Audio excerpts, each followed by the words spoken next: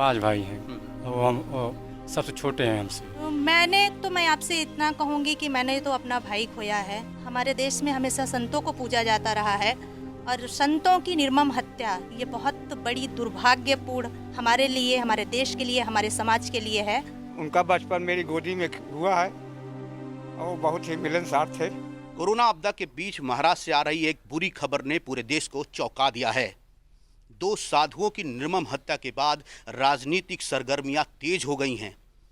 जिन 2 साधुओं की निर्मम हत्या हुई, मॉब लिंचिंग हुई और उनका वीडियो सोशल मीडिया पे वायरल होने के बाद तमाम राजनीतिक पार्टियों ने महाराष्ट्र सरकार को निशाना बना लिया है।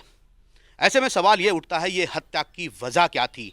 उस हत्या के बाद सुशील गिरी नाम के जो महाराज की हत्या हुई है, उनके पैतृक गांव सुल्तानपुर में इस वक्त हम लोग खड़े हैं। हमारे साथ उनके परिवार के लोग हैं। हम जानना चाहेंगे कि वो हत्या और वो जो सुशील गिरी थे वो कितनी बार गांव आए और क्या वजह रही जो ये हत्या हो गई और उसका इनके परिवार पर क्या असर पड़ा है। हमारे साथ उनके भाई मौजूद हैं। आप क्या कहेंगे कि हत्या की सूचना आपको कैसे मिली? हमको 17 तारीख को मिली मोबाइल के माध्यम से। तो आप लोगों ने क्या किया इसको लेकर? देखिए हर जगह दो व्यक्त किए, सब कोई हर जगह छानबीन शुरू किए, तब जब क्लियर हुआ तब हम लोग घर पे बताए अपने। तो वो यहाँ पर कितने भाई हैं, कितने क्या हैं आप लोग के? हम 5 भाई हैं और हम सबसे छोटे हैं हमसे। कब कब घर आते थे, कुछ पता है? तो सब कम एक साल भर में एक बार आ जाते थे घर पे। 1997 में सुशील गिरी ने घर को छोड़ा था। उसके बाद से महाराष्ट्र में जूना अखाड़े में वो शामिल हुए और वो साधु बन गए। तब से वो वहीं हैं, उनका परिवार यहाँ पर है और ये पूरा परिवार उनकी हत्या से शोकाकुल है। उनके साथ उनकी बहन भी हमारे साथ मौजूद है। उनकी बहन भी क्या कहेंगी कर वो उनकी जो डेथ हो गई है, वो परिवार में किस तरह से लोगों से कैसे मिलते जुलते थे? मैं ये कहूँगी कि वो बहुत ही कुशल सरल स्वभाव के थे और जब भी हम जाते थे हमको तो अपनी बड़ी दीदी मानते थे, तो फिर बहुत ही इज्जत करते थे और बहुत ही सम्मान देते थे। अभी 2 साल पहले मैं मुंबई गई थी तो मैं ये सोचकर उनसे मिलने नहीं गई थी कि साधु संतों का मामला है, मैं वहाँ कैसे जाऊँगी, लेकिन उन्होंने स्वयं मुझे बुलाया, फिर खाना पीना खिला के भेजा और अभी जल्दी में नवंबर में वो घर भी आए थे। और मैं आपसे इतना कहूँगी कि मैंने तो अपना भाई खोया है, लेकिन इस देश में जो ये निर्मम हत्या हुई है साधुओं की, तो मैं ये कहूँगी कि ये हमारे देश में हमेशा संतों को पूजा जाता रहा है और संतों की निर्मम हत्या ये बहुत बड़ी दुर्भाग्यपूर्ण हमारे लिए, हमारे देश के लिए, हमारे समाज के लिए है।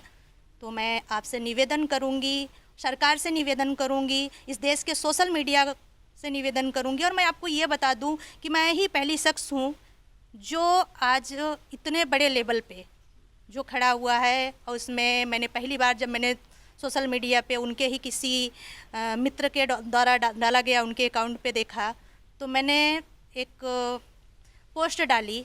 फिर मैंने अपने मामा जी से संपर्क किया जो मुंबई में रहते हैं, तो उन्होंने बताया यहाँ तो ऐसे कोई घटना नहीं है।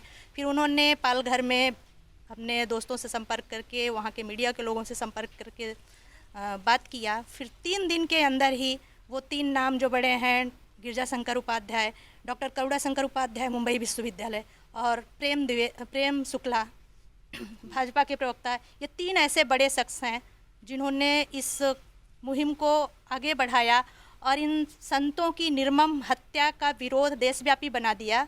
तो मैं लोगों से निवेदन करूंगी, आपसे निवेदन करूंगी, जन जन से निवेदन करूंगी कि आप इसे एक मुहिम बना दीजिए हमारे देश के संतों के साथ।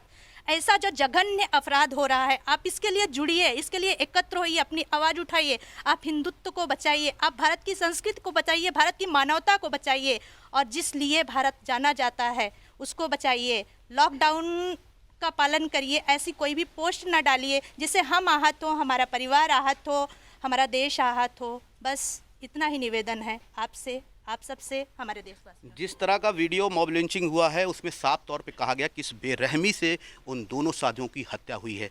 हमारे साथ गांव के और लोग भी मौजूद हैं। सुशील गिरी 5 भाई थे जिसमें वो छोटे थे, उनका नाम रिंकू था।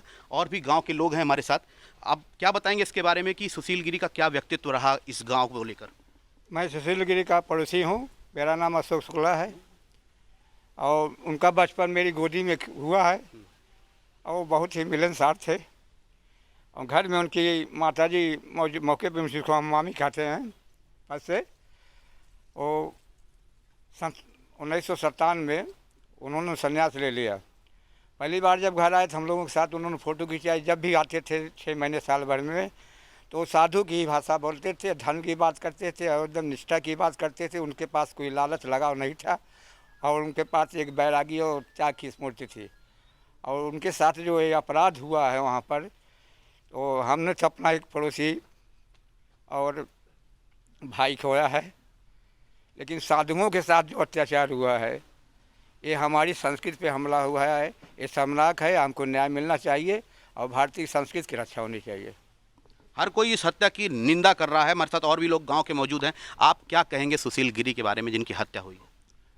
ये घटना महाराष्ट्र में हुई है।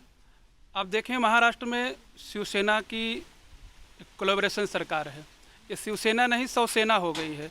संतों की निर्मम हत्या, जघन्य हत्या, और जो वीडियो सोशल मीडिया पर है, इसे अगर देखा जाए तो साफ जाहिर होता है कि आज संतों की जो दुर्दशा हिंदुस्तान में और ख़ासतौर से महाराष्ट्र में हुई है, ये निंदनीय है। हम लोगों ने तो अपने परिवार का एक सदस्य खोया है, लेकिन संपूर्ण हिंदू समाज एक संत खोया है। जिस तरह से हत्या हुई उसको लेकर पूरा देश आक्रोश है। सोशल मीडिया पे तमाम तस्वीरें आ रही हैं, विरोध प्रदर्शन हो रहा है और साफ तौर पे देखा जाएगा कि राजनीतिक गलियारे में भी इसकी चर्चा है। जाहिर है जब कोरोना आपदा से पूरा देश जो जूझ रहा हो और ऐसे में ये हत्या और इतनी निर्मम हत्या हुई हो तो सवाल खड़ा होना लाजमी है। आलोक श्रीवास्तव, सुल्तानपुर, यूपी तक।